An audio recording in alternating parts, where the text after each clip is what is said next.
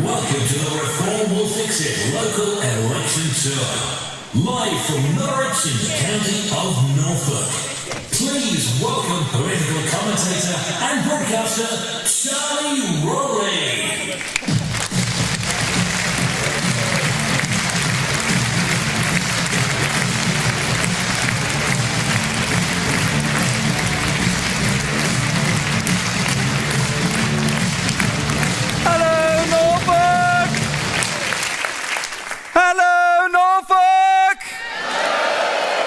I know it's a Tuesday, there we go, and you can do better than that. Good evening, Norfolk! Oh, hello and welcome to the Reform UK Local Election Tour 2026! Oh, it's going to be an absolutely fantastic night, folks. Reform UK's We Will Fix It tour has been all over the country. We've been to the Isle of Wight, to Basingstoke, to Thurrock, to Surrey, to Sussex, to Sunderland, to Milton Keynes, to Swindon, to Leeds and Hull, and tonight we are here in the city of Norwich. Are you ready for a good night? Well, what a lineup we have for you this evening. To kick things off, it's your chairman of Reform UK, Dr. David Ball is in the house.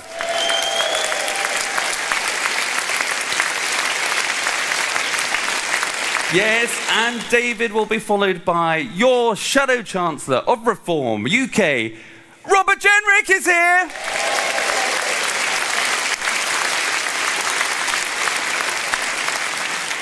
And I think that's about it. Really? Do you think I'm missing someone? Yeah. Am I missing someone? Who do you think? Mr. Farage. You're right. Concluding the show tonight. That was very good. The leader of Reform UK, Mr. Nigel Farage is in the building.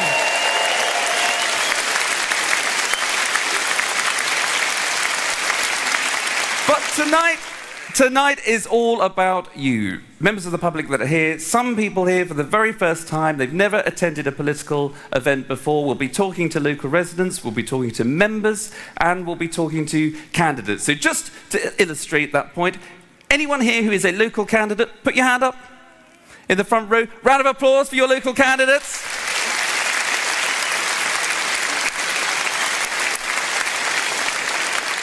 Any paid-up members of Reform UK? Hands up.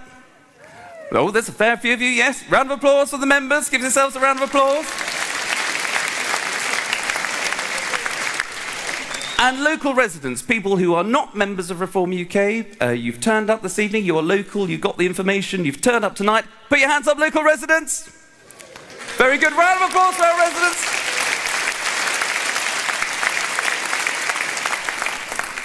So this is the part where I said it's all about you. It's audience participation time. It is my favourite part of the show. It's when everyone starts to relax.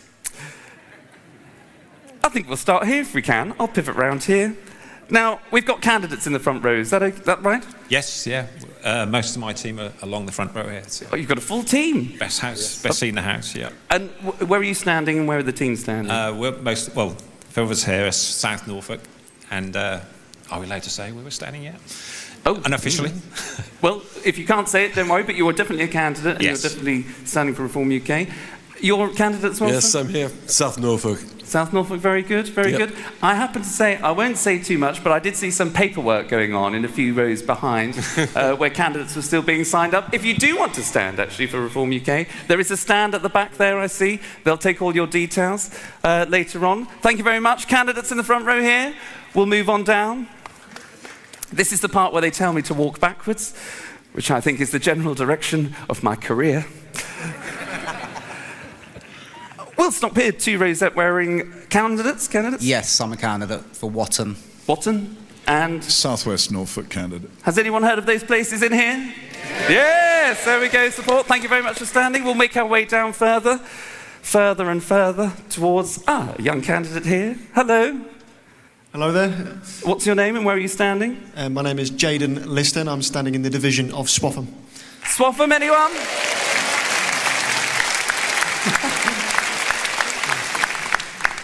Now, you're obviously quite young. if you don't mind me saying? I'm old, I'm 24. Well, we'll have a debate about that outside. But why, as a young person, do you want to get into politics? Why do you want to stand, in particular, for Reform UK? Well, Charlie, for me as a young man, I feel... Oh, we're on first name terms already. Very informal here. I see where this country's heading, and this is our last chancellor, and I cannot emphasise this enough to everyone that is here today. We need hope, and this is the only party that brings that. Do we agree with that, Faye? I think we do. Thank you very much. Thank you, Mr. Lister. Follow me now. We'll go down the aisle here if we can. I'm making this camera team work incredibly hard this evening. Somebody determined to avoid eye contact with me. Story of my life. And I think we'll stop. We won't stop here. We might stop here if we can, sir. That's a very nice shirt you're wearing this evening. You like this one? I do. Yeah. We're not selling that at the back, I'm afraid. There is also the merchandise stand at the back for anybody that does want to wear some of those beautiful Reform UK football shirts. But you're wearing something slightly different. You're wearing something slightly different and very nice too. Oh, that's it. Are you a member of Reform UK? I am indeed, yes. And South West Norfolk. South West Norfolk. Why did you decide to become a member? So you're not a candidate, you're not a local resident, but you... I want the country to be back as it was at one time. Do we agree with that, though? Lots of people agree with that? I'm being told I've got to move on. I saw a nice couple actually here, I think, earlier on. They caught my eye. They were waving at me in the way in which you could land a light aircraft. Hello. Hello. How are you? Fine, thank you. And why are you here this evening? I just fear for where the country's heading, and I fear for my grandchildren's future. Does everybody agree with that, folks?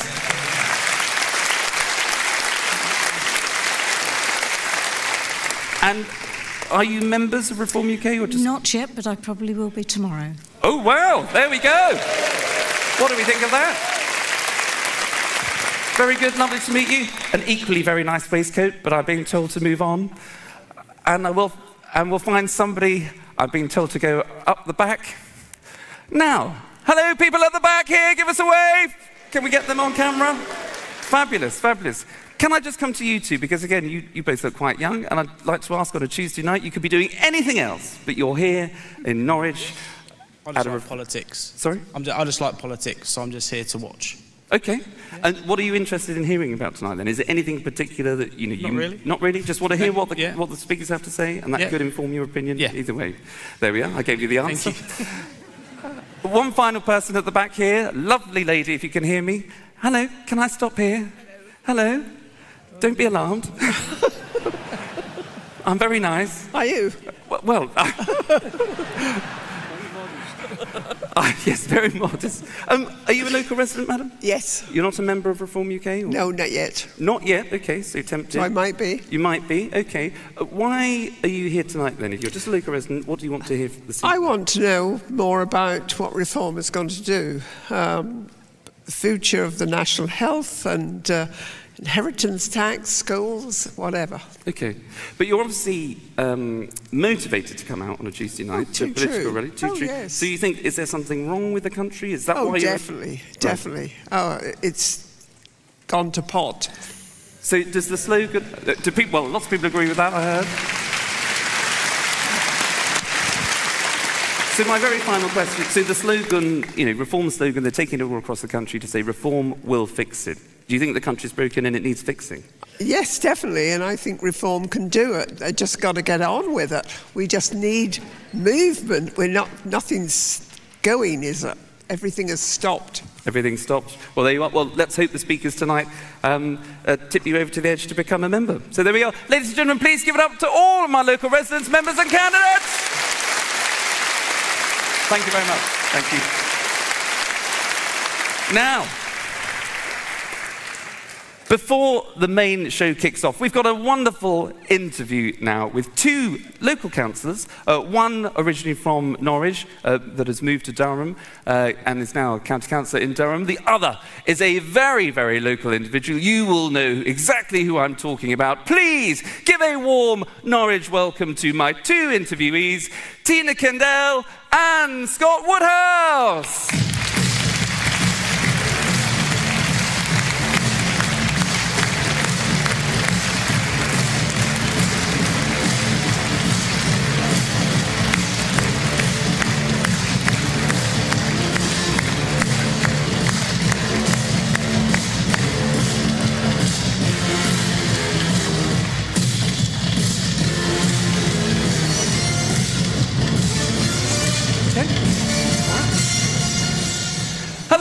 Ooh, nice to see you both. Hi. Please, How you doing, Charlie? Very nice, very nice to see you. Give it up for my two interviewees, ladies and gentlemen.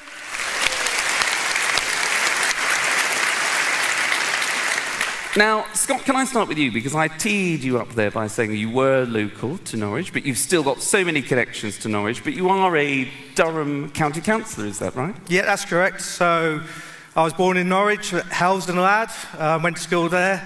My family still live there, my sister still lives in Helsden, family lives in Munsley now, retired and enjoying the coastal life. And I joined the army and I settled up in County Durham. Now I was hoping that I was called to come back home and stand last season. Well, I say last season, but that's Norwich and Ipswich, isn't it? But unfortunately, the elections were cancelled, so my call wasn't. My family are happy for me to stay in Durham, so I think that was a blessing in disguise. And the biggest thing for me today to come down here was I've received some messages of people I went to school with asking me, is reform the answer to save our country and save our county? And the answer is yes. And the reason I say that for is, when you look at what we've done in County Durham, I come from a rural background, my granddad farmed in Durham. We've put in motions to protect our farmers. We're protecting produce. We're organising an event to introduce our farmers to our businesses so they can buy direct, so we can bring in money to them. We've also put in a motion recently to re-industrialise County Durham, to bring in cheaper energy prices. Some of them methods may work in Norfolk, so it's very important that we get them across and let everyone in Norfolk know that local policies can actually affect national policies and both the same. And protecting our farmers, and that's why I stood, was the most important for me. The rural communities are massively under attack at the minute. Just last week, another consultation has been hit on the rural communities, which will affect our rural economy by millions of pounds. So it's quite important we stand there. So protecting rural communities, that's central to obviously what you're talking about. Yeah. And there is a huge connection between obviously the rural area in Durham, where you are now, Yep. and here in Norfolk. So the rural communities, protecting our farmers, that's obviously something that you've talked about very well there. But you also said about the local elections being cancelled. Now, to that woman's, lovely woman's point there a second ago, who talked about, just wanting to get on, that Britain is broken, it needs to be fixed, but people just need to get on and do it. You can't get on and do things if you don't actually have local elections taking place. So why are these local elections that obviously were hard fought for, hard won by Nigel Farage, these elections are now taking place? Why is that so important to local voters and local communities? It's massive, and to be fair, what I want to say is a massive well done to all the branch managers, all the branch members and reform members in Norfolk, because when that election got cancelled, they've carried on campaigning. My dad phones me up every Sunday and says, I've seen them out in North Walsham, I've seen them out in Wroxham, they've worked hard for this. And the reason they've worked hard for it is because Norfolk needs a change. We've got British sugar, importing sugar cane, instead of giving our local farmers money for the sugar beet. We've got Lotus owned by Chinese now, making cars which used to be F1 winners. Now they just look like any other Chinese car. We're losing our identity as Norfolk. Coleman's mustard's gone.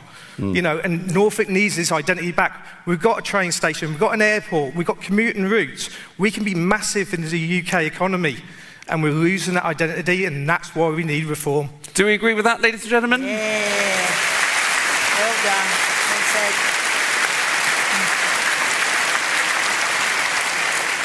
Well, the importance there of the local elections being said loud and clear. But speaking of local, Tina, Yes. you are very local, aren't you? I am, You are yes. standing as a county councillor. Whereabouts? In Marshall and South. Marshall and South? Anybody here from Marshall and South? Both of you? Nice to see you both. But local politics and local government is really important. You've been a town councillor. Yeah. A district councillor. I still am. Still am, and you're Yeah. running for county. So why are the local elections really important? But why is local government really important? Local government at grassroots level is really important because you learn how the levels of government go up, and standing for each level gives you a bigger voice to get that out there and to represent the people, and to do it under the banner of reform is a privilege and an honour, because you're part of an army that wants change. You can have an army with bullets and guns that fight for your country. We're fighting for our country back. We want it back. We want it back to Britain. Do we agree with that, ladies and gentlemen?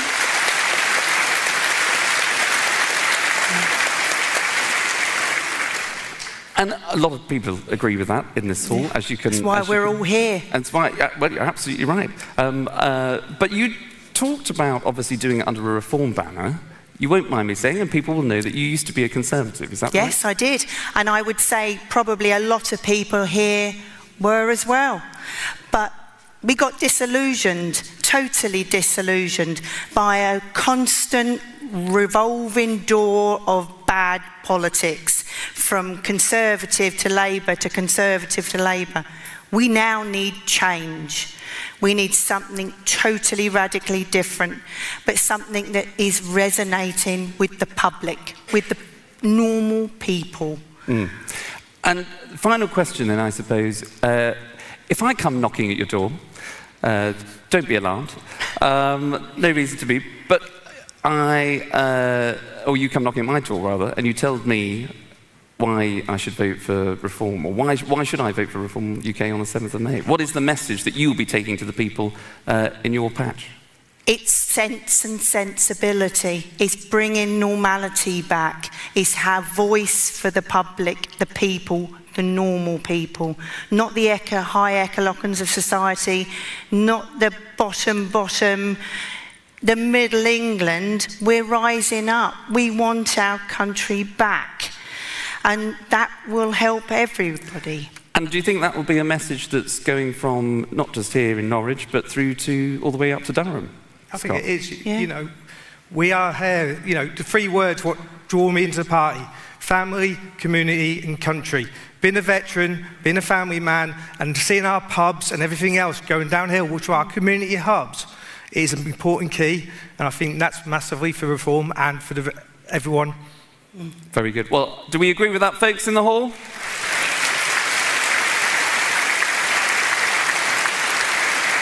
Thank you. There we go. Well, thank you so much for joining me just to kick off our show here in Norfolk. Please, ladies and gentlemen, another round of applause for Scott Woodhouse and Tina Goodell.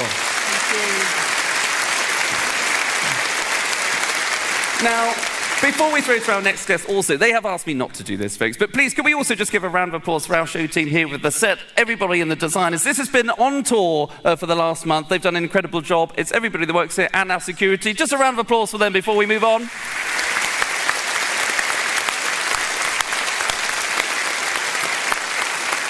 That might also keep me employed for another month. Are you ready for our next speaker?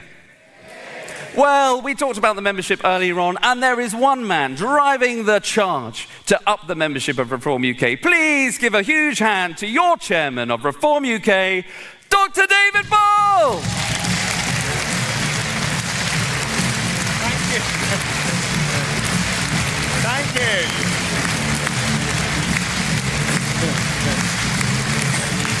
Well, a very good evening to you, ladies and gentlemen. Charlie, thank you so much.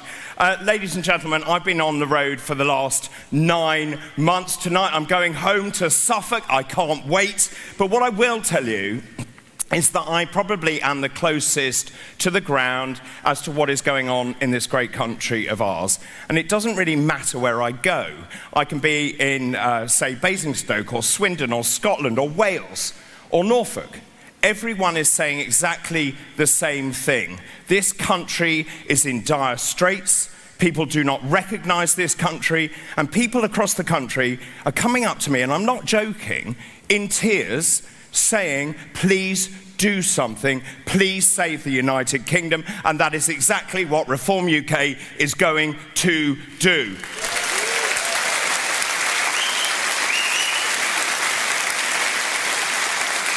Charlie, thank you so much. Ladies and gentlemen, Charlie Rowley.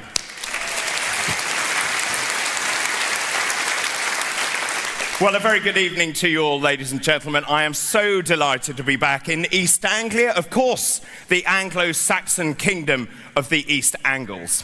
Now, last week, our Reform Roadshow was in my home county of Suffolk, and today we are in Norwich, in Norfolk, the home to the Norfolk. That's where its name comes from. Now, this city was founded in the late Saxon period. It grew rapidly because of its position on the River Wensum, connecting it to the North Sea via Great Yarmouth. Now, by the 11th century, it was one of the largest and also one of the most prosperous cities in England because of its dominance in the wool and cloth trade. And this year, the Sunday Times crowned Norwich the best place to live in the United Kingdom.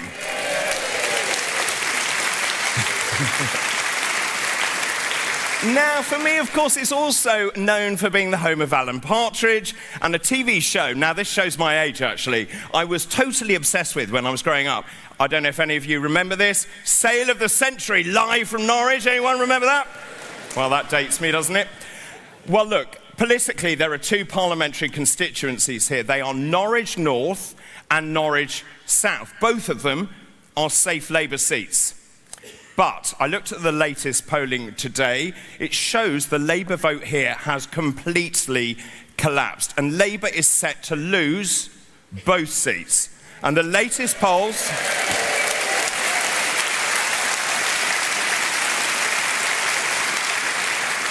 and I'm really proud of this. The latest polls show that Reform UK is on track to win Norwich North.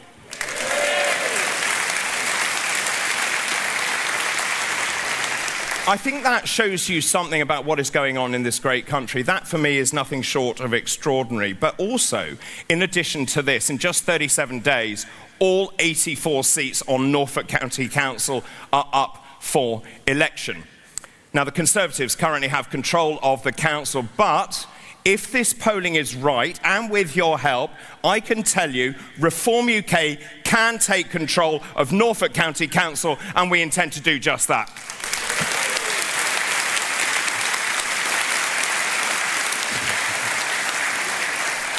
It's so brilliant to see so many people here tonight. Some of you are supporters of the party. Some of you are members, but many of you have never had an affiliation with a political party. And some of you refuse to vote because you know you will be ignored. And I don't blame you. It is clear they do not care what people like you think. And that is why the whole blinking lot need to be booted out of office tomorrow.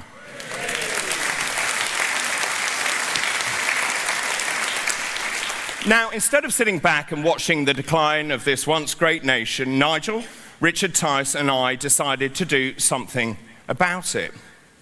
We founded Reform UK, wait for this, just 5 years ago. Only 5 years ago. And look at the wild journey we have been on. Now, the media and the political commentariat keep telling us, David, you've peaked. They told us that when we were at 2%. When I was deputy leader, they told us that when we were polling at 9%. And now, look at where we are. We are now polling at astonishing levels. We are way ahead of all the other parties. And you see, just to back that up with some facts, we are now the fastest growing political party in this country, and we are now the largest political party in this country. And also, since I've been chairman, we have gained 5,000 new members every single month of my tenure. We now have 8 members of parliament, and let me tell you, we are not stopping there. We have also led the last 250 opinion polls, and the latest polls, and this is the best bit, show we will win a thumping parliamentary majority, which is quite extraordinary, is it not?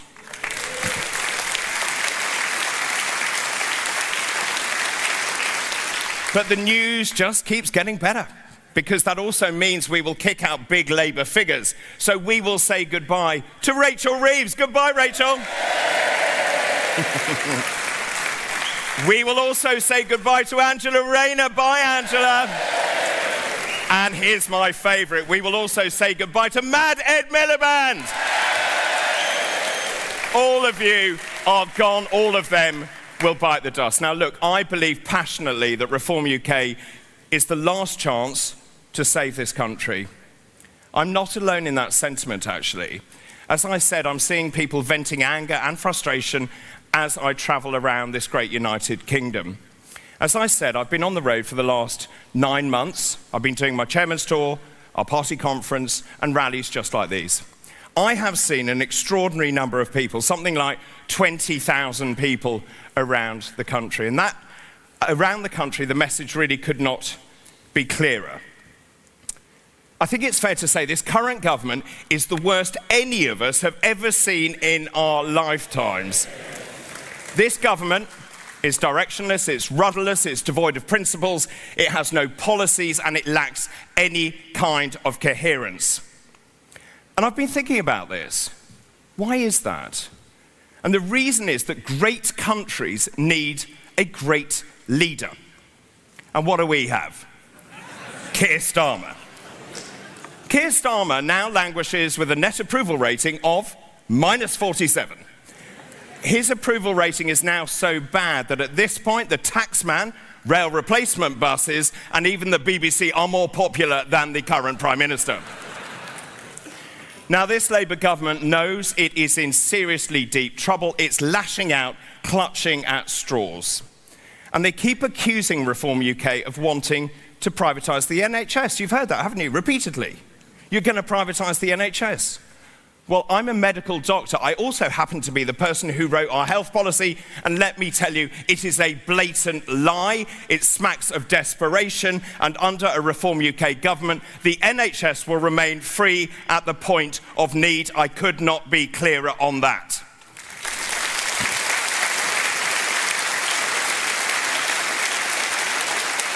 But also remember, the Tories also betrayed your trust.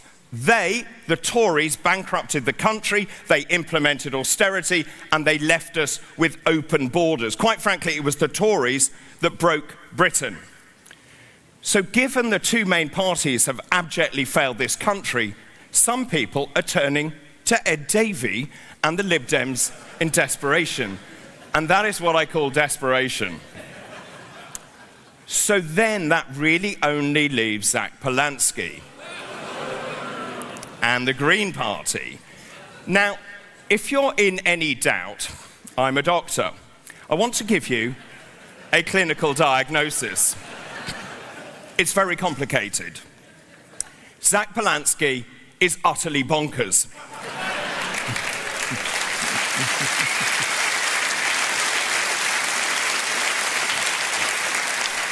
On a serious note, let me be very clear with you. The Green Party is a major threat to British national security. They do not believe in borders or upholding the rule of law, and they will accelerate the insane net zero delusion. They do not believe in hard work, and what they want is a 4-day week for everyone. And I ask, who the heck is going to pay for that? They are a party more interested in Gaza than Great Britain. You cannot trust the Greens with your vote.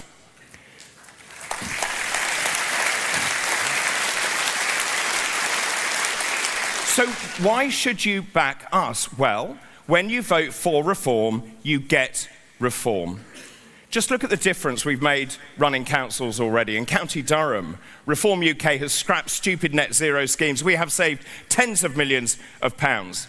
In Derbyshire, Reform has cleared the pothole backlog we inherited. We took it from 17,000 down to 0 in our first 10 months. And in West Northamptonshire, Reform UK served notice on all 3 asylum hotels in the area, and we are determined to shut every single asylum hotel in this country permanently.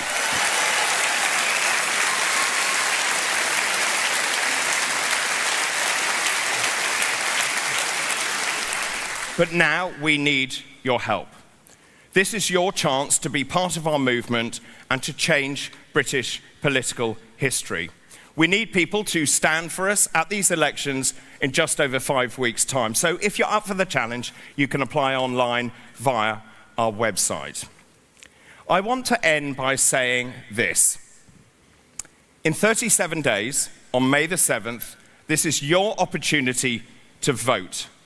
For far too long, people across this great country have been taken for granted, they have been ignored, and they have been let down. And this can end now. This is your chance to change your future. And the way to do that is to vote for Reform UK.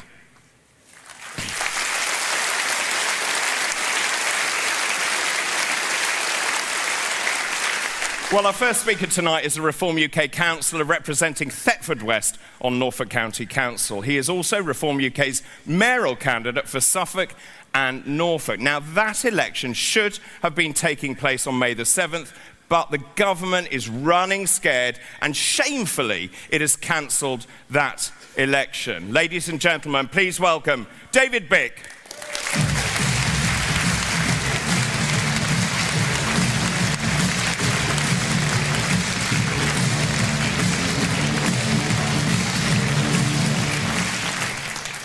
Good evening, Norfolk.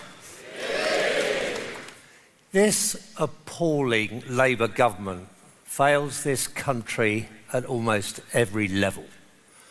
And Conservative-controlled Norfolk County Council fails the people of this great county at almost every level. And we now know that the concoction of the failed and failing Socialist and Tory parties, we now know as the Uni Party, no longer believe in democracy. Last year, the Uni Party cancelled the People's Due county elections. They also postponed the election for a new mayor of Norfolk and Suffolk. Utterly fake reasons were given, but we all knew the real reason. Labour and the Tories were going to lose, and they were going to lose big. And they tried to cancel the elections again this year. But they reckoned without reform and the party's successful legal strategy to ensure these elections would go ahead after all.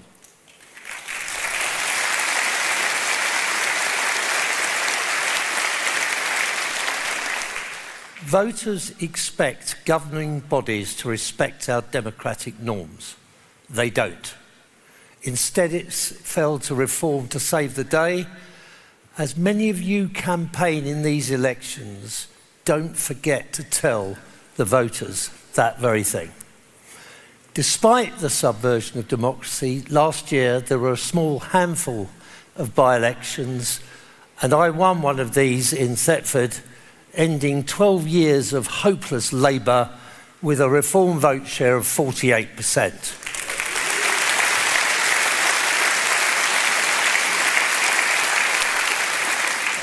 My experience on Norfolk County Council has been an eye-opener. There is no debate worthy of the name. Virtually everything is done by set piece and prepared statements. There is no proper constitutional facility to question the abject answers we are given. It feels like being back in the old Soviet Union.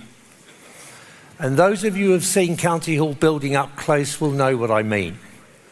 To top it all off, we have had a council leader who is distinguished by her sheer arrogance and her own brand disregard for democracy.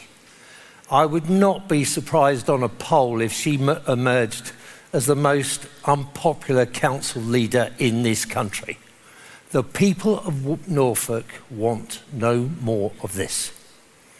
My election result just 10 months ago and several results since demonstrates the scale of the unique opportunity we have in our elections on the 7th of May to elect a reform administration in Norfolk. We can then start to put Norfolk back on the right track. The scale of the problems the Conservatives will leave behind them is substantial. They have racked up a debt of over £900 million and an interest bill of £650,000 a week. In just 10 years up to last year, they've increased council staff by a whopping 38% from 5,000 to over 7,000 personnel. Actually, that staff number could be 8,000. It depends on who you listen to at the council. In that same time, the population only grew 6%. So staff numbers are up a staggering 38%, but our population only up 6%. It beggars belief. Note also that something like £1 in every 8 you pay in council tax goes on council officer pension contributions. And in the last year for which figures are available, payouts to just 8 departing officers, there was one redundancy by the way, averaged £136,000 per departing officer. So who do you think the council is being run for? It doesn't sound like it's us, the residents, does it? And despite the council now spending over £2 billion every year, have the services you received as taxpayers improved? I think we all know the answer to that. Reform will not make false promises. After a generation of broken promises, the people have had more than enough of that. But there is a lot that needs fixing, and we will start to apply the fix. We will be prudent. We will apply common sense to everything we do. We will serve the people, not them, us.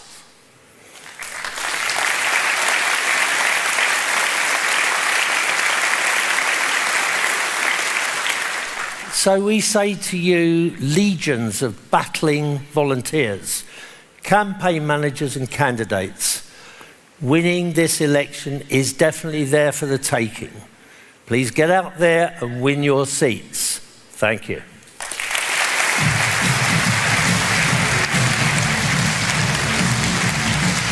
Great stuff. Thank you so much. Well done.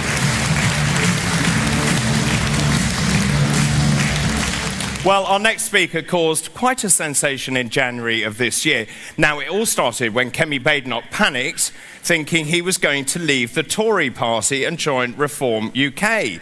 So she took to social media to fire him in the most public way possible, trying to get the upper hand. Now, unfortunately for her, it all rather backfired. Now, he has been a Member of Parliament since 2014. He served as Housing Secretary between 2019 and 2021 and was one of the most successful of recent times. He later served as Immigration Minister, and he took a very principled stand, and he resigned over the failures of the last Tory government. He is now Reform UK's Shadow Chancellor. Let's see him in action. We are the party of Alarm Clock Britain. We are a party of workers and not welfare. I sat around the cabinet table and I saw up close what government gets right and what it gets wrong. The recent succession of prime ministers in my old party and now in Labour lacked the vision for what we could do to arrest our national decline. They were defeatist, and each in turn they were defeated. The British people have been betrayed once again. They voted for change, and instead they just got more decline. They feel cheated, and they have every right to be. Reform has the drive to defeat that defeatism, the energy to lift the gloom, and the courage to take action where others have flinched to get Britain back to its best.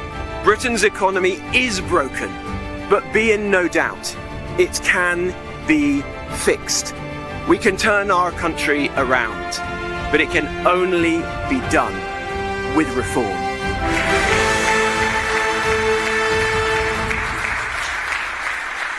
Ladies and gentlemen, it gives me great pleasure to welcome Robert Jenrick, Member of Parliament.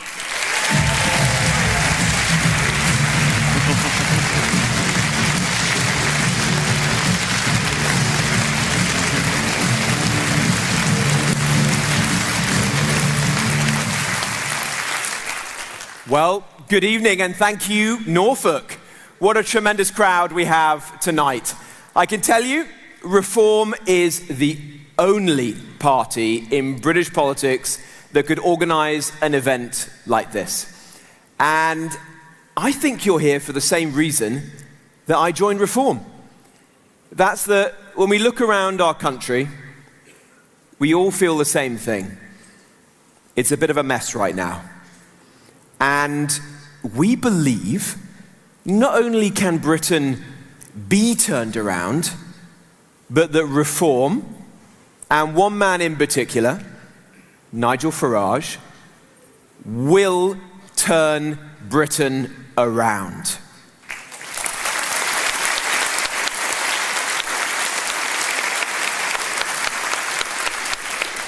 But I have to confess, watching that very kind introduction from David, that there is one thing that I actually miss about the Conservative Party.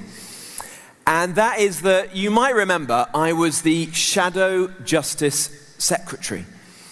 And that meant that I got to shadow one man in particular. Can anyone remember who that was? David Lammy. Now, before he was giving away the Chagos Islands as Foreign Secretary and ending our ancient right as English men and women to a jury trial, Lammy was once a contestant on...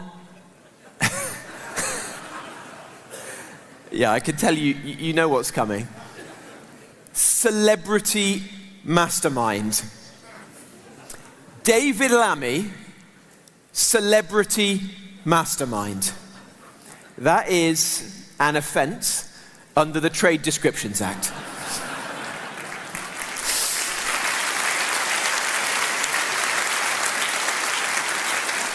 Now, it's been another big day. You're going to hear in a moment from Nigel Farage, but you may have seen that Nigel and I began the day at Heathrow Airport. And we were trying to marshal planes on the runway as we announced our plan to end Rachel Reeves's tax on families going away on holiday. Yeah, exactly. And I should say that it's not just Heathrow that's going to benefit from that. So Norwich Airport will be a big winner of that as well. And all the jobs that are based in Norwich in airlines as well, because I know there's a lot of those. But I have to say that marshalling is much harder than it looks. The guys that we spoke to at Heathrow said that they tried to get Keir Starmer to do it. But they said that the only action that he was capable of performing was a U-turn.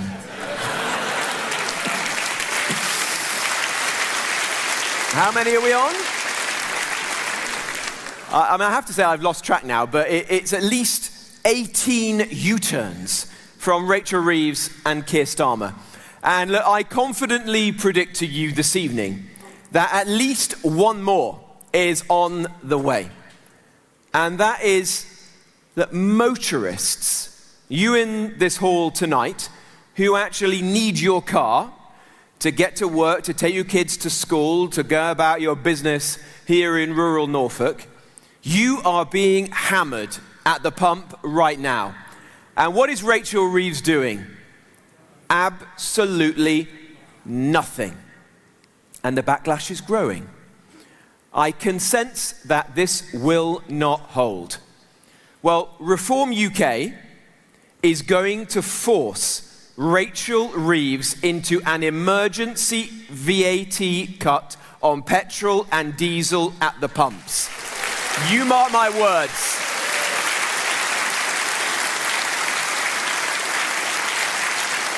She might think, these people who live in North London and never drive anywhere, they might think that you don't need a car, but you do. And we are going to force her to change tack.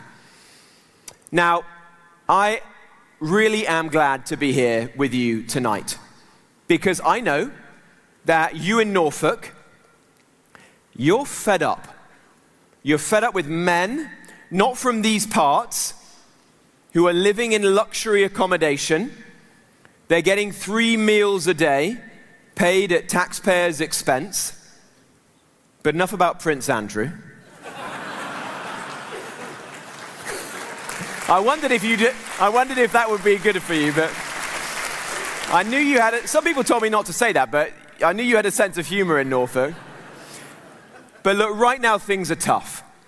Keir Starmer promised change, and many people here in Norfolk voted for it, and they got some Labour MPs. And I suppose in his own way he's delivered it. Unemployment has gone up, Energy bills have gone up. Taxes have gone up. Don't worry though. Don't worry about fuel prices going through the roof or the queues at the forecourt. Why not? Well, Rachel Reeves is boasting that today she's convened another meeting. It's all she does. Meetings, summits. You can imagine the scene, can't you, at the Treasury. Chancellor, diesel just hit 180p a litre. It's £2 a litre at the service stations. Our refineries are closing. We've got 2 days gas storage left. Energy bills are surging. Shall we drill in the North Sea, Chancellor? No, let's hold another summit. She's had more summits than there are in the Himalayas. Well, I can tell you this, a reform government with Nigel as your Prime Minister and me as your Chancellor, we will do things differently.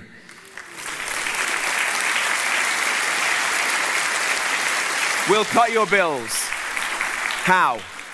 Well, with common sense.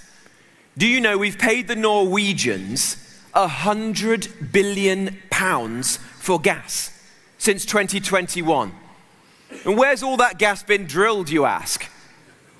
In the North Sea. And that would be the same North Sea that Ed Miliband has banned us from drilling in. So we have a bold new idea. Drill, drill, drill in our side of the North Sea.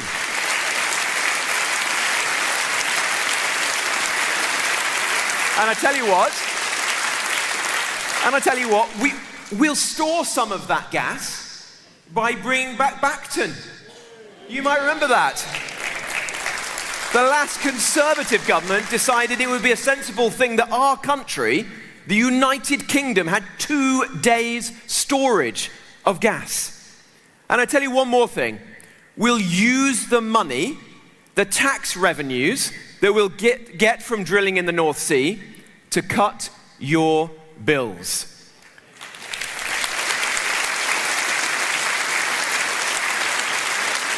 We'll scrap the VAT on your gas and electricity and the green levies and taxes that Ed Miliband has loaded onto them by stealth. That would save £200 from every family in this hall tonight. We'd cut fuel duty too. We'd start by scrapping Reeves's mad plan to put duty up by 6p in the midst of an oil crisis.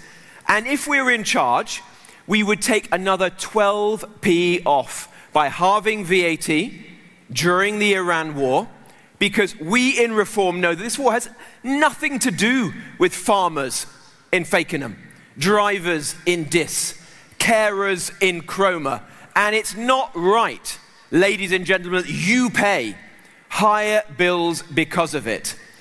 Ed Miliband might not like his plan. We don't like his plan.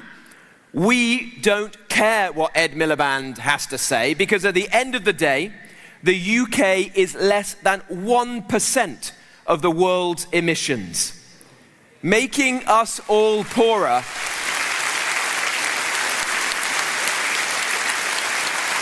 ladies and gentlemen, making us all poorer isn't going to make the blindest bit of difference to the climate. So if we win the next election, we're going to do things differently. You may have seen Nigel sending me up a ladder the other day when we cut petrol prices at a forecourt in Derbyshire for 1 day. Well, let me tell you this. If there is a Reform government, it won't just be one petrol station in Derbyshire where the prices are cheaper. It will be every single petrol station in this country.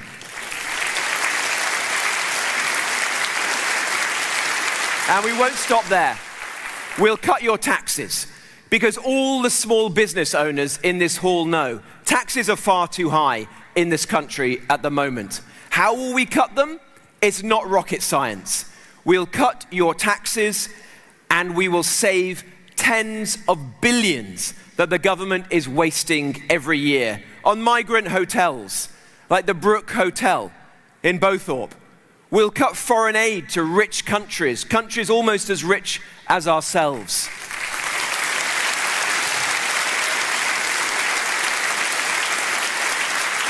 We'll stop the boats. We'll stop welfare for migrants. We'll stop people who are just swinging the lead. We'll end the madness once and for all. We'll cut the waste and we'll cut your taxes. We'll get businesses here in Norfolk. We'll get them and across our whole country growing again, hiring again, thriving again. Everyone in this party, from Nigel down, has the energy, the conviction, the passion to turn our great country around. And people across Britain sense it. That's why something truly historic is happening right now. It's a quiet revolution that's underway. People are speaking up in the pubs, in the offices, on the building sites, in their front rooms, even in their bedrooms. In the north, in the south, in Scotland, in Wales, people have had enough and they want their country back. And boy, are they going to get it with reform.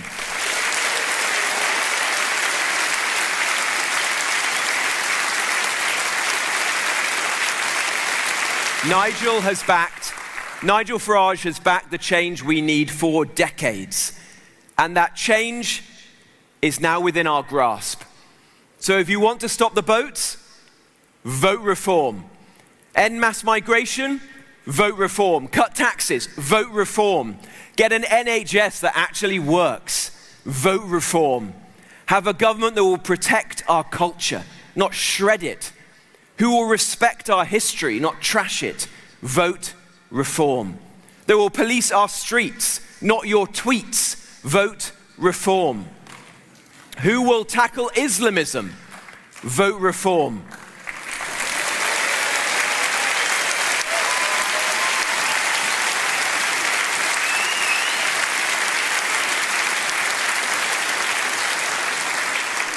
So thank you for coming tonight.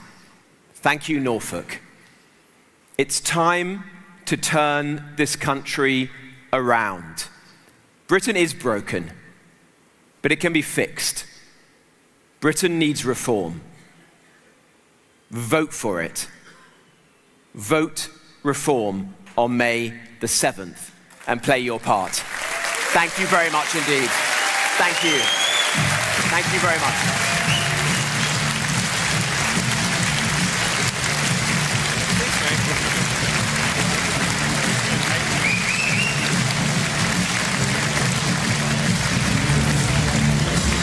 Well, ladies and gentlemen, that brings us nicely to our final speaker. Who could that possibly be, I wonder? Well, he's a man not afraid of a political fight. He took on Nat West and he won. He then took on YouGov and he won.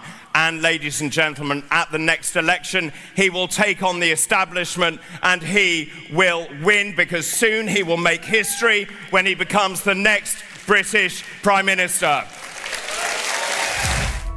We are all ships rising on a turquoise tide, headed towards winning the next general election. This government is deep in crisis. They are not fit to govern. The Conservative Party are riven. There is a new, strong, unified party, the party that stands up for decent working people, and we are the party on the rise. The energy has been unbelievable. The enthusiasm has been extraordinary. You are the people's army. Reform is now in government. And the big shout-out message, and it's very, very clear, is if you vote reform, you get reform. And when it comes to country, of what a nation is, this is where I do personally want to confront the Prime Minister head on. No one cares more about the state of this country than I do. There is nobody more determined than me. But I tell you what, folks, that was just the beginning. Thank you very much indeed.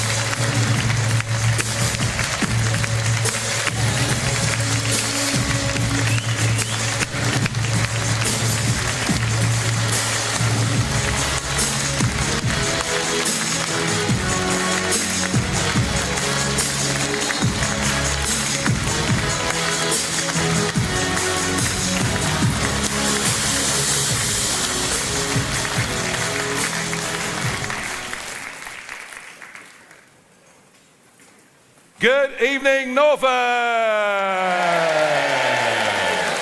Well, that's off to a good start. On May the 7th, all of you in this county, and indeed some inside of Norwich itself, will have the opportunity to go to the ballot box, as you should, as council taxpayers who've seen your council taxes rise by the maximum year on year on year. You deserve the opportunity, do you not, to vote for who's in charge. No taxation without representation. And yet, last year, after the Conservatives had served their 4-year term, your elections were cancelled. Cancelled under the guise of local government reorganisation. The Labour government and the Conservative Party working in concert to deny you your right to vote. And I thought that was absolutely monstrous. But we were assured in the House of Commons by none other than Angela Rayner,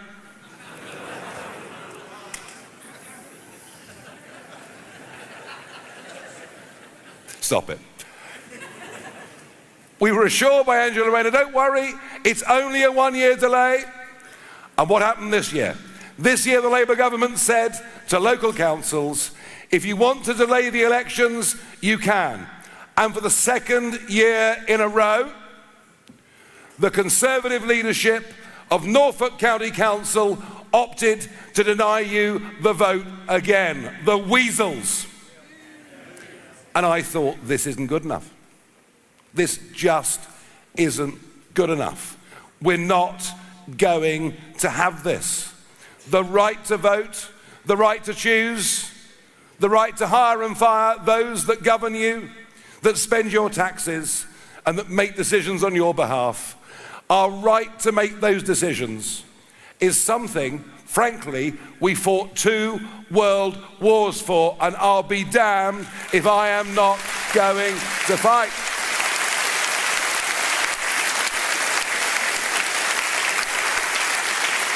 And so we took our case for judicial review and we won our case to go to the High Court to take on the political establishment. Now, I've got to tell you, I was quite looking forward to a day in the High Court.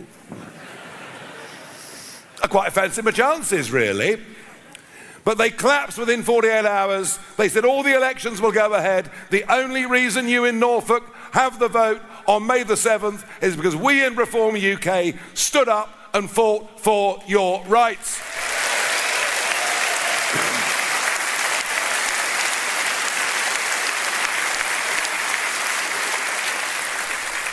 And just have a look at our current political leadership. Have a look at our Prime Minister, Sir Keir Starmer. Already the most unpopular Prime Minister in living memory. A man who clearly believes in absolutely nothing other than what is on the piece of paper that he's given. And I couldn't believe it. On July the 5th, 2024, he'd known for a year he was going to win the general election. And he went out into Downing Street at 11 o'clock in the morning to give his victory speech, which lasted for 9 minutes. And he walked out with a sheet of paper, puts it there, you see, and says, we've won a great victory.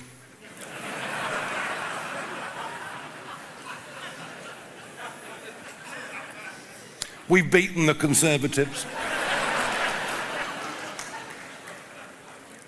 And on he goes.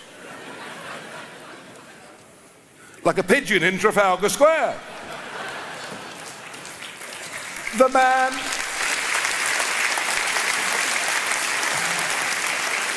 in 9 minutes, he looked at his notes 158 times. That tells you all about him.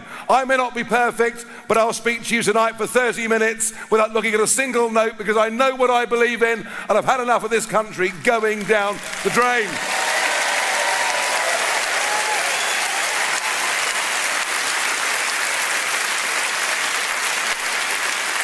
And he has proved to be the most unpatriotic Prime Minister in the history of our nation, prepared to sell out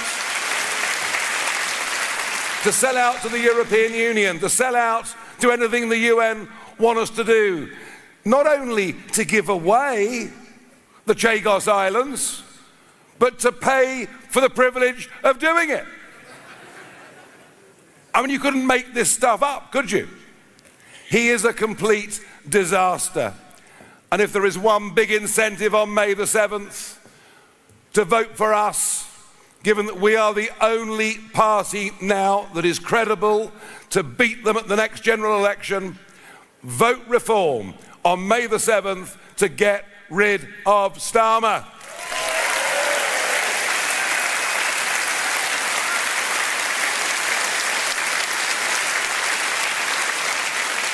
Not that the Conservatives in office were any better. Now look, the Americans and the Israelis decided they would go into a big attack on Iran. Whether that was the wise thing to do or not, time will tell. My own view is that if it stops the Iranians getting a nuclear weapon, it will have been worth it. But our relationship with America is vital. Without America, we are utterly defenseless in every single way. And the decision to deny them the use of Diego Garcia and RAF Fairford, and then, despite the fact we denied them, the Iranians still fired missiles at an RAF base in Cyprus, and then we change our minds and say, yes, you can use our bases. We've damaged our relationship with America, whether we agree with their actions or not. And that is dangerous, because when I say we are defenseless, and whoever would have thought anybody would have stood up in the county that produced Horatio Nelson and say that it took us 3 weeks and 1 day to send a single Royal Naval vessel to Cyprus to defend British sovereign territory. Our armed forces hollowed out by 14 years of Conservative government, and our armed forces showing no prospect under this Prime Minister of getting any more support. In fact, there are currently 242 former soldiers who've served in our special forces who are facing prosecution for what they did, acting under orders in the name of the Queen. And this Prime Minister has aided and assisted those barristers who wish to bring down the reputation of Britain's armed forces. And I say, not only must we rearm, not only must we do our bit to be respected and perhaps slightly feared on the world stage, but we must stand up and support military veterans who've done what they've done for our country.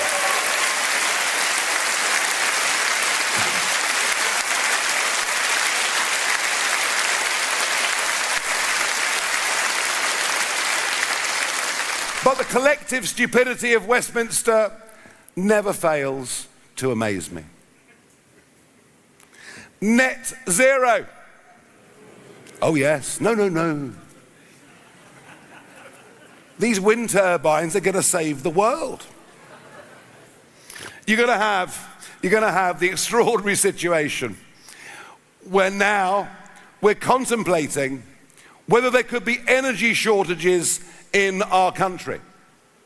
The Conservatives put a 75% super tax on profits in the North Sea on oil and gas. That has killed tens of billions of pounds worth of investment in the North Sea. The Conservatives banned the production of onshore gas in our country. The Conservatives wrote net zero into law without even a proper debate in Parliament on the subject, because everyone agrees, don't they? Everyone agrees that if we decide to commit economic harry-carry, that somehow everybody else will follow us. Well, you know something? On the other side of the North Sea, Norway are rather more grown up than the rest of us.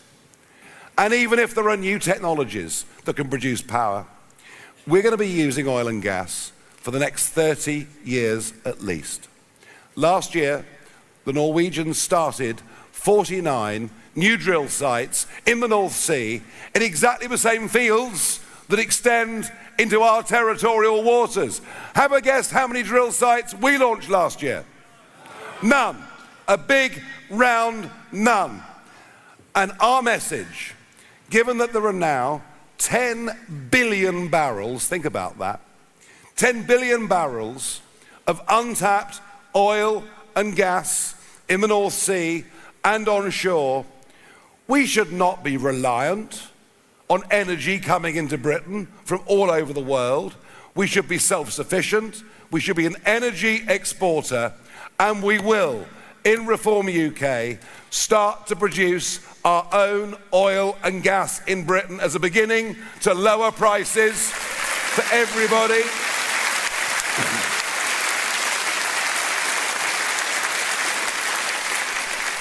We've deindustrialized Britain. We have the highest energy prices in the world, 4 times greater than America, 8 times greater than China, and double the price of France. We've lost refining, we've lost steel, we've lost chemicals, we've lost cement making, we've lost brick making. Industry after industry has closed down in Britain, moved off to India or elsewhere, and guess what we do? We import the goods back into Britain. We will pursue a policy of re-industrializing our country, producing what we need here.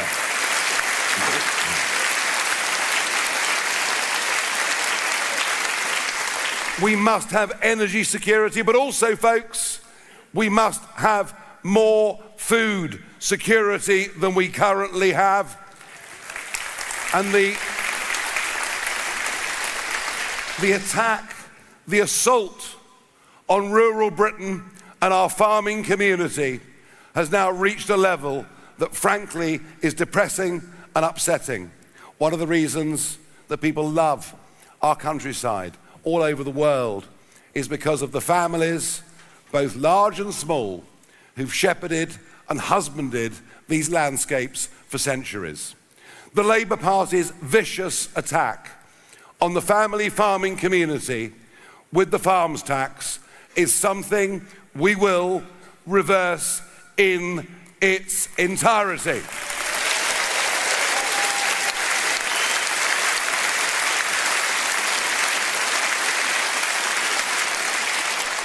They even want to ban trail hunting. You might as well make horse riding illegal, dog walking illegal. These are attacks on traditional parts of our country, and I'm a country boy at heart, and I promise you I will stand up for those communities because it is very, very deep within me. Very deep within me.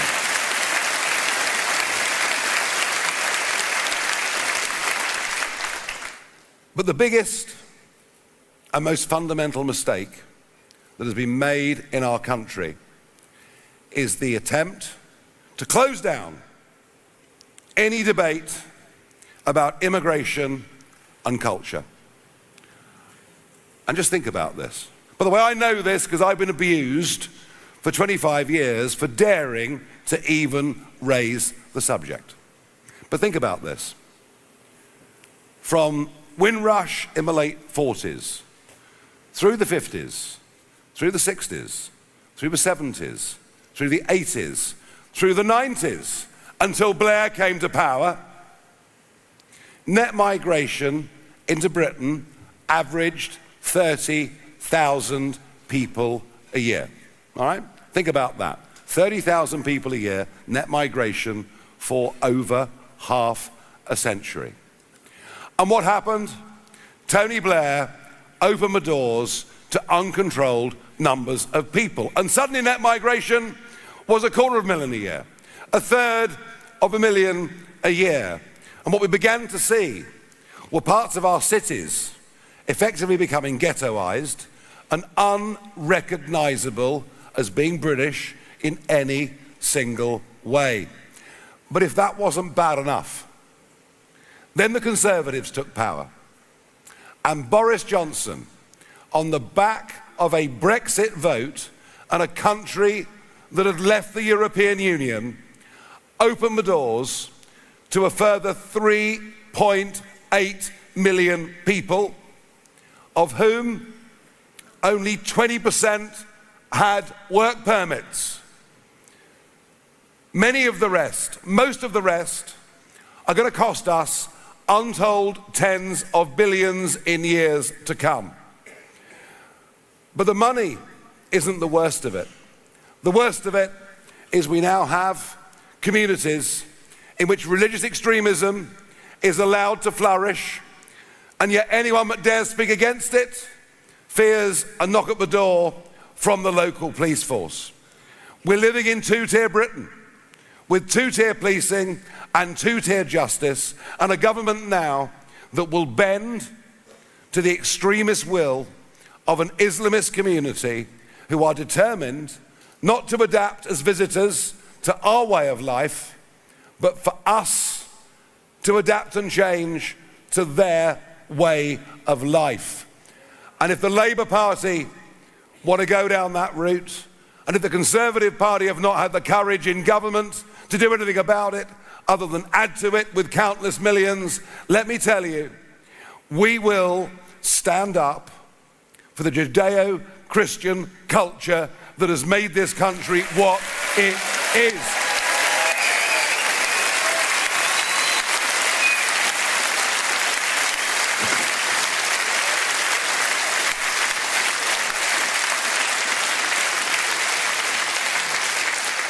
I came back into politics 20 months ago.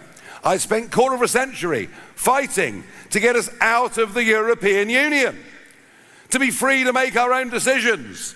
And how interesting what Robert Jenrick has said today about air taxes, of course, was something we couldn't change as members of that union. And I thought my work was done.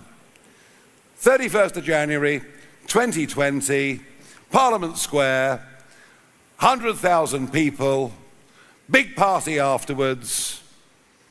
Might have had a couple of drinks that evening, I can't quite remember. And my work was done. And I was off doing other things, in particular working hard for GB News, a job that I loved, absolutely loved. But I've come back into politics because I fear that we are not many years away from our collapse in society, from being so great that frankly it will become irrecoverable. And yet I know that out there is still a solid, silent majority that wants to stand up for the values of this party, of family, community and country. And what we have to do is to mobilize and unite that silent majority behind us. May the 7th is the biggest single electoral test that we'll face between now and the next general election. If we win here in Norfolk and elsewhere on May the 7th, we'll be on our way to winning the next general election, and I know it won't be easy. The challenges that we face are so many and so varied, and in some cases so entrenched. But what we offer people is one 4-letter word. Not that one. Anyone guess what that word is? Hope, hope, hope that we can stand up for the right fundamental values and turn Britain around.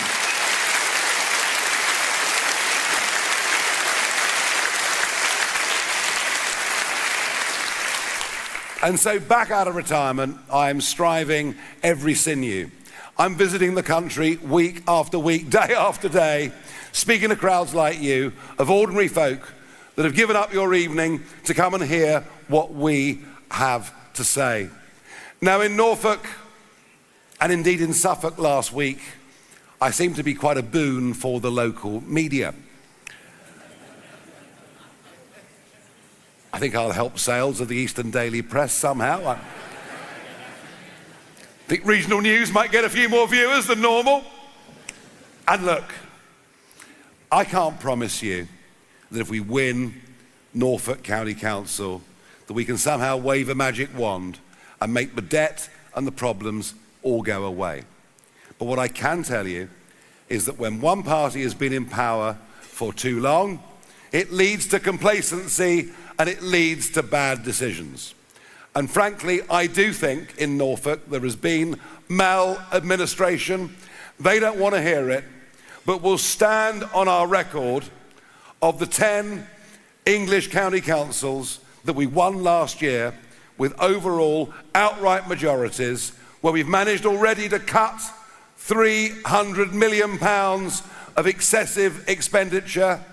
And by the way, if you're in Norwich, working for the county council, and you're in the DEI department, you better start looking for a job.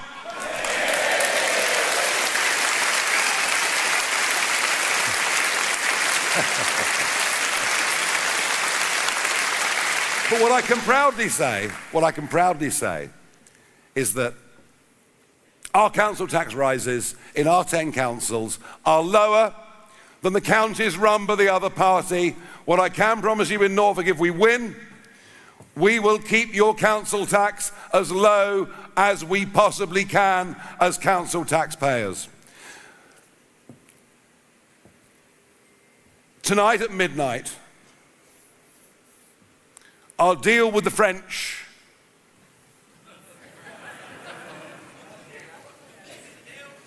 to stop the boats expires. Now, Starmer is better at stopping boats than you think. He stopped me going to the Chagos Islands, and he stopped the Royal Navy getting to Cyprus for over 3 weeks. But when it comes to the Channel, we have given the French, over the last decade, £800 million to stop the boats. That money has been completely and utterly wasted, yet from midnight they want another £365 million. This Prime Minister was elected saying he would smash the gangs. No, Boris said stop the boats, Rishi said stop the boats, but no, I'm going to smash the gangs. He's so inspiring, isn't he?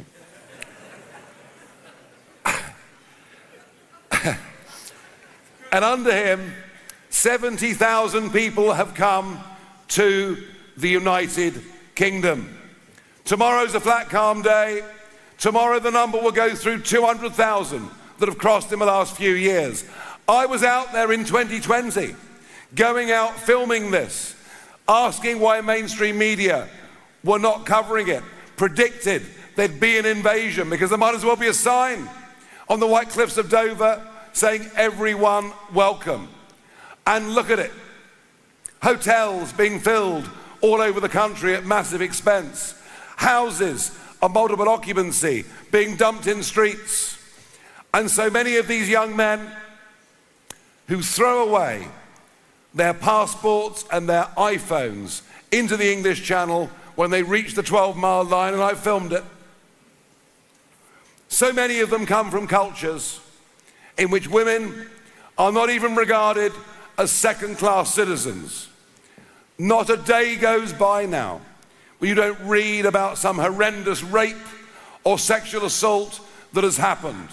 And that is all the responsibility of Conservative and Labour governments who've made our streets less safe, who've added massively to our welfare bills, but I also believe that it's a threat to national security. People coming in from Afghanistan, from Iran and elsewhere. We're building up people that will pose a terrorist threat to us and this country in the years to come. Starmer will do nothing, and he has no plan. And I stood up at Prime Minister's questions last week and I said, given that Smash the Gangs is a failure, and knowing, of course, this deadline was approaching, I asked him what was his plan B. And true to form, he didn't even attempt to give an answer. He just read off a script about council taxes in Worcestershire. He ignored this issue that is so fundamental in terms of fairness, decency, security in our country, that I got up and I walked out in protest of the House of Commons.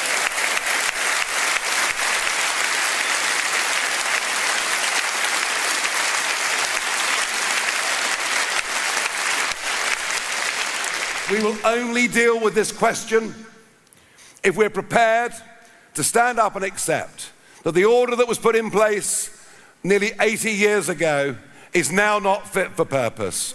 We will clear the barrier to detention and deportation, as the Australians did back in 2012. We'll stop the boats coming within weeks, and we'll do it by leaving the European Convention on Human Rights and getting back control of our borders.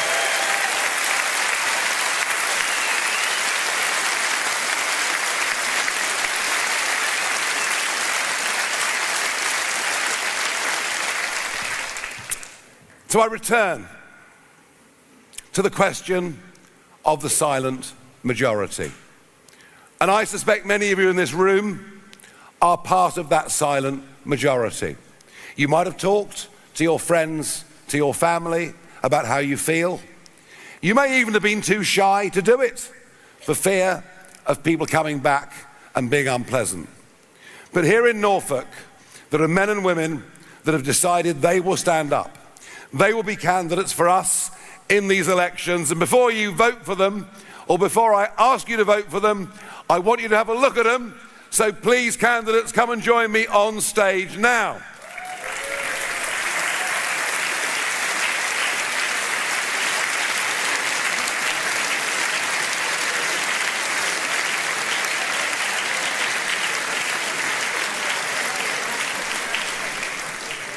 Now, as they make their way up onto the stage for our little finale, and you'd expect some pyrotechnics from us, wouldn't you? I mean, come on. But I want to say this to you in the audience. Most of these men and women have never stood for elected office before in their lives. Most of these men and women have previously never even been members of any political party. But they've reached this moment in their lives where they realise the desperate trouble that our country is in. Come on, chop, chop. They realise the desperate trouble our country is in. And they're prepared to stand up, to put their heads up over the parapet, to take whatever online abuse they're going to get on social media. And I'm not asking all of you in the audience to make that same level of sacrifice. But what I am asking you in the audience is to please think about what I've said tonight. Think about what everybody else has said to you this evening. And I bet many of you came along, file down. I bet many of you came along as what I would describe as reform curious. Would that be fair? You've come along, you're not quite sure whether this political movement, whether this political party is for you. But if you have become convinced that Britain is broken as we believe it is, if you have become convinced that this country needs change, and it needs radical change, and it needs it very, very quickly indeed, otherwise everything that those that built before us, have defended and cherished will be ruined, if you've come to that conclusion, then I want to ask you whether you're prepared to do your bit. Are you as an audience prepared to do something to help us win these elections when it comes? Good. And you can do it. You can do it in so many ways. You can join our party. You can give us money. You can talk to your friends and family. You can join local branches. You can leaflet, you can canvass, but please, above all, wherever you go, whatever you do, spread this message that real, radical political change is coming to our country. It's coming soon. It's not before time. Thank you for coming along this evening. You've been a great audience. Here's to May the 7th.